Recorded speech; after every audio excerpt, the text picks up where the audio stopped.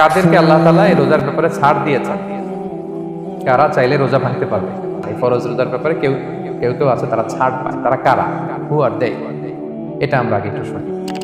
তাহলে those who এক্সাম্পটেড from fasting, যারা exemption পেয়েছে, ছাড় পেয়েছে, তাদের মধ্যে থেকে প্রথম হচ্ছে শিশুরা, আসিবিয়ান, শিশুদের উপর রোজা ফরজ না, যতক্ষণ না তারা ম্যাচিউরড হয়। শিশুদের উপর কিন্তু রোজা ফরজ না, প্রাপ্তবয়স্ক হওয়া রাখতে ফরজ। তাই বলে আবার শিশুদেরকে রোজা রাখতে বাদ সাধবে না, রাখতে দিবে না।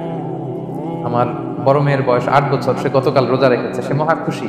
সে কখনো অডিও কল দেয়, কখনো ভিডিও কল দেয়, কখনো ইফতারের ছবি পাঠায়। মানে এটা তাদের মধ্যে কিন্তু একটা অনেক চমৎকার একটা ভালো ইমেজ কাজ করে।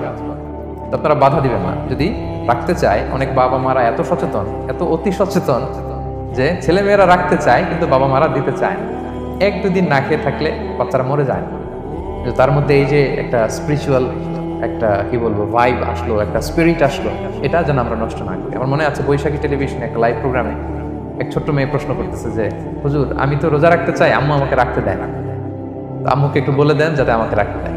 ছোট্ট একটা মেয়ে, সে ফোন করে আমাকে প্রশ্ন করলো। তো দেখেন যে এটা ওই বাবা মায়ের তো গর্ব করা উচিত যে আমার ছোট্ট মেয়ে 7 বছর 8 বছর, যদিও এখনো ফরজ হচ্ছে না, আরো কয়েক বছর পরে হবে, কিন্তু সে রাখতে চায়, সে সেলিব্রেট করতে চায় সে আমাকে। আমরা যেন তাদেরকে বাধা না দিই, আমরা যেন তাদেরকে ইন্সপায়ার করি। আমার মনে আছে আমি ছোটবেলা, তখন আমি মাদ্রাসায় ভর্তি হই নাই, আমি তখন স্কুলে পড়তাম, তো খুব ছোট, কিন্তু আমি রোজা রাখতে চাইতাম, আব্বা আম্মা দিতে চাইতো না। আমার দাদি আমাকে বলতো যে তুমি একটা কাজ করবা, তুমি সকালে স্কুলে যাবা, দুপুর 12টায় ফিরে আসবা, এসে খেয়ে ফেলবা, তো হাফ রোজা হয়ে গেল, অর্ধেক। এরপরের দিন আবার সকালে না খেয়ে যাবা, দুপুর 12টায় এসে খেয়ে ফেলবা, অ্যানাদার হাফ, তো 2 হাফ মিলে একটা হয়ে গেছে। এইভাবে আমি অনেকগুলো রোজা রাখছিলাম ওই বছর। এখনো এই স্মৃতি আমাকে স্মৃতিকাতর করে। আমার দাদি, যে আমার দাদি নাই, চলে গেছেন, আল্লাহ আমাকে জান্নাত নসিব করুক, আমরা দোয়া করি। কিন্তু আজও আমার কাছে এই নস্টালজিয়া ফিলিংটা হয় যে আমি কিন্তু এইভাবে রোজা রাখছিলাম ছোটবেলায়। আমাদের বাচ্চারাও তাই করে। সো ওদের মধ্যে যে এই আবেগ, এই উচ্ছ্বাস, এটাকে যেন আমরা নষ্ট না করি। বাট লিগালি তাদের উপর রোজা ফরজ হয়নি, প্রাপ্তবয়স্করা রাখবে, তাইলে ওদের রাখা লাগবে না। নাম্বার 2, মাজনুন, পাগলদের উপর রোজা ফরজ হয় না। যারা পাগল তাদের উপর ফরজ হয় না। একটা হাদিস শোনাই, আল্লাহ রাসূল সাল্লাল্লাহু আলাইহি ওয়াসাল্লাম বলেছেন, আমি সবকিছু খুব প্রিসাইজলি বলছি যেহেতু আমাদের সময় কম।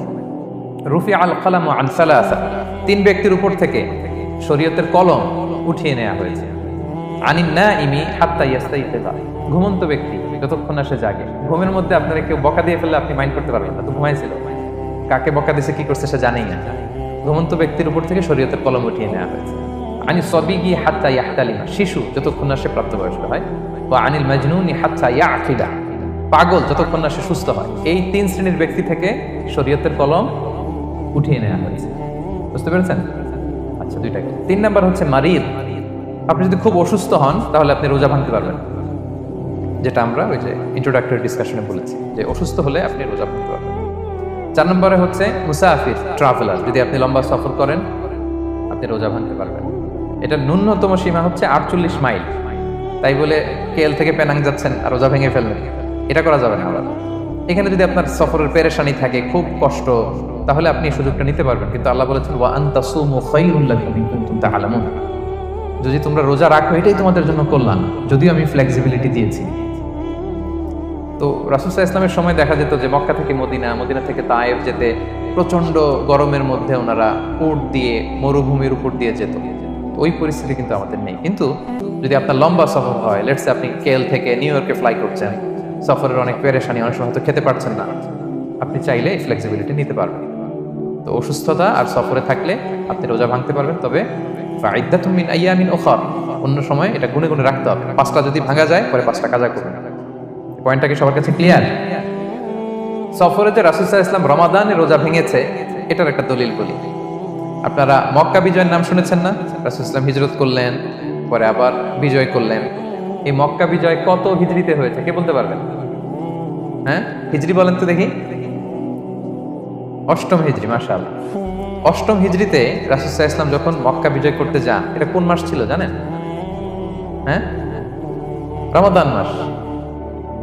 রমাদানের 20 তারিখে মক্কা বিজয় হয়েছে, 20 রমাদান। রাসূল সাল্লাল্লাহু আলাইহি ওয়াসাল্লাম মদিনা থেকে মক্কায় যাচ্ছেন বিশাল বাহিনী নিয়ে। মক্কায় পৌঁছতে আরো 90 কিলোমিটার বাকি। আল কাদিদ নামে একটা জায়গা আছে সহিহ বুখারীর বর্ণনা। ওই কাদিদ নামক জায়গায় রমাদানে রাসূল সাল্লাল্লাহু আলাইহি ওয়াসাল্লাম রোজা ভেঙেছিলেন, ওটের উপর বসে ঢকঢক করে পানি খেয়েছিলেন যাতে সবাই দেখে, কারণ সবাই ভাববে রমাদানের রোজা রাখবো কি রাখবো না, সবাই আলাদা করে বলতে অনেক সময় লাগবে। রাসূল সাল্লাল্লাহু আলাইহি ওয়াসাল্লাম একটা উঁচু জায়গায় সবাইকে দেখে ওটের উপর পানি খেয়ে ফেললেন। বলে রাসূলের দেখা দেখি সব সাহাবারা পানি খেয়ে রোজা ভেঙে ফেললো। এটা কোন মাস ছিল? সবাই বলতে হবে কোন মাস? রমাদান।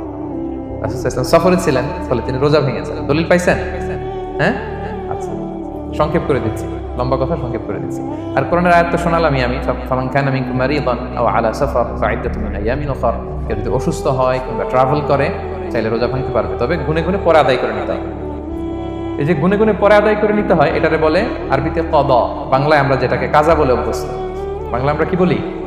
একটু কথা বলেন আমার সাথে, বাংলায় কি বলি? কাজা বলি। তো আপনি অসুস্থতার কারণে যদি রোজা ভেঙে ফেলেন, পরে এগুলো কাজা করবেন। সফরের কারণে যদি রোজা ভেঙে ফেলেন, পরে আপনি কাজা করবেন। 5 নম্বরে যাদেরকে এক্সাম্পশন দেওয়া হয়েছে ওটা আমি আয়াতে বলেছি, আরবিতে তাদেরকে বলে আল হারাম, মানে very old man or women, খুবই বয়োবৃদ্ধ, অতিবৃদ্ধ মানুষ, 100 বছর 105 বছর এরকম আমাদের কিছু মুরব্বীরা আছে না, ওনাদেরকে খাবার দিলে খেতে পারে না, কাউকে চিনে না, ওনাদের জীবনের স্বাদ আল্লাহ সব শেষ, বিদায়ের সময়, ওই সময় উনি আর কি রোজা রাখবেন? এই জন্য আল্লাহ তাআলা ওনাদেরকে ছাড় দিয়েছেন। অনুরূপভাবে যদি এমন কোনো অসুস্থ হয়, মানে মারিদুন লা ইউরজা শিফাউ, সে যে আবার সুস্থ হবে এই আশা আর নাই, এরকম ডাক্তার অনেক বলে দিয়েছে যে ক্যান্সারের 3rd স্টেজে চলে আসছে, সে সার্ভাইভ করবে যতদিন কেমোথেরাপি দেওয়া হবে, তো শেষের দিকে সে অনেক অসুস্থ, অনেক ড্রাগস নিতে হয়, ওষুধ খাইতে হয়, তার আর সুস্থ হওয়ার সম্ভাবনা নেই। এই 2 শ্রেণীর লোকদের জন্য ছাড় দেওয়া হয়েছে, তাদের কাজা করা লাগবে না, কারণ কাজা তো করতেই পারবে না। কি বলেন? তারা ফিদিয়া দিবে। কি দিবে বলেন? কি দিবে? ফিদিয়া।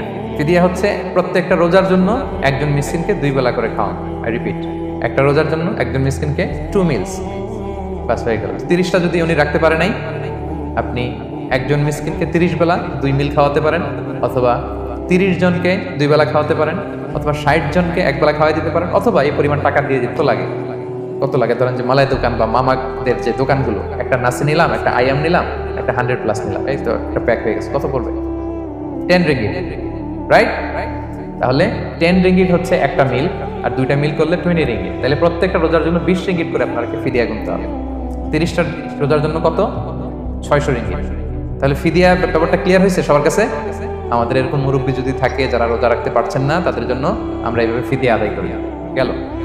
ইমাম মালিক আলাইহি রাহমা, মালিকি মাযহাবের ইমাম, উনি ওনার শেষ জীবনে খুব অসুস্থ ছিলেন। উনি ওনার শেষ জীবনের রমাদানে রোজা রাখতে পারেন নাই, এত বয়স হয়ে গেছিল, রোজা রাখতে পারেননি। তো উনি 30 জন মিসকিনকে এনে গোশত আর রুটি খাওয়াই দিয়েছিল একসাথে, ফিদিয়া আদায় হয়ে গেছে।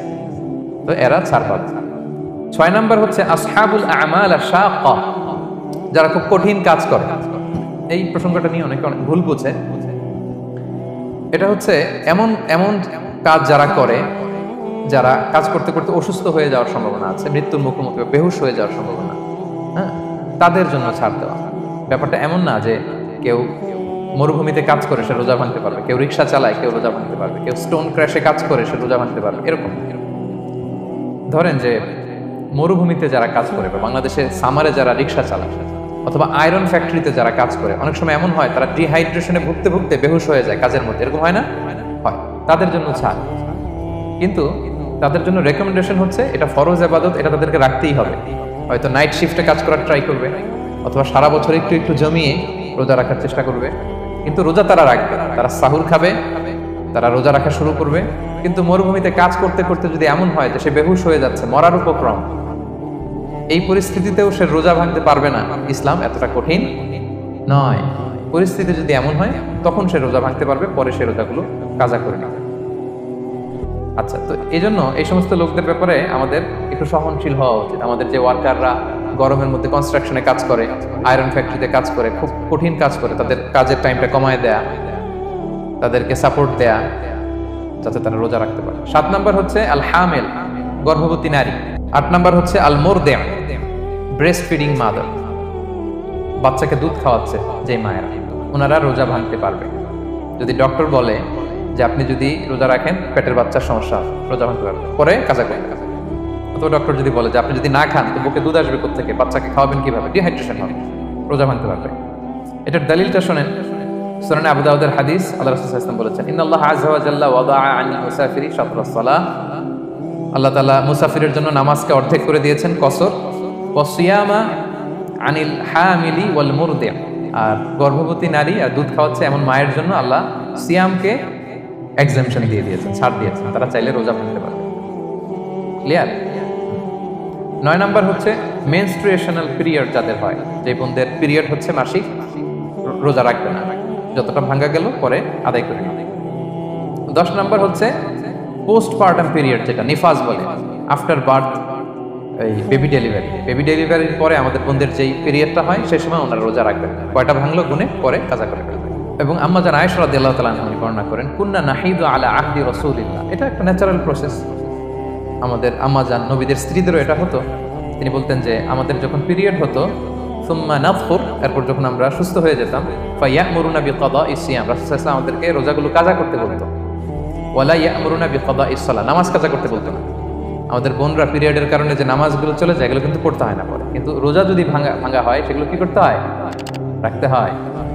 একটা মজার হাদিস শোনেন, আম্মা জান আয়েশা রাদিয়াল্লাহু তাআলা আনহা বলেন যে আমার যে রমজানের ভাঙতি রোজাগুলো ছিল আমি সারা বছর রাখতাম না, আমি হাদিস পড়তে গেলে অনেক সময় লেগে যাবে, সারা বছর আমি রাখতাম না, এটা আমি শাবান মাসে রাখতাম। কোন মাসে? শাবান মাসে। কেন? কারণ রাসূল সাল্লাল্লাহু আলাইহি ওয়াসাল্লাম নিজেও রমাদানের পরে সবচাইতে বেশি নফল রোজা যেই মাসে রাখতেন সেটা হচ্ছে শাবান মাস। যে এই মাসের আগে যে মাসটা আমরা কাটায় আসলাম শাবান, এই শাবান মাসের প্রায় পুরো মাসে রাসূল সাল্লাল্লাহু আলাইহি ওয়াসাল্লাম রোজা রাখতেন। আম্মা জান আয়েশার যে ভাঙতি রোজাগুলো উনি সারা বছর না রেখে ওই সময় রাখতেন। হাজবেন্ড ওয়াইফ দুজনেই রোজাদার। ব্যাপারটা সুন্দর না অনেক? দুইজনেই, যেহেতু আমার হাজবেন্ডও রাখতেছে তো আমিও এই টাইমে রাখি, এইভাবে উনি বুদ্ধি করে ওনার রোজাগুলো রেখে দিতেন, উনি শাবান মাসে রাখতেন, কারণ তিনি রাসূল সাল্লাল্লাহু আলাইহি ওয়াসাল্লামের ব্যাপারটা খেয়াল করতেন। এমন হতে পারে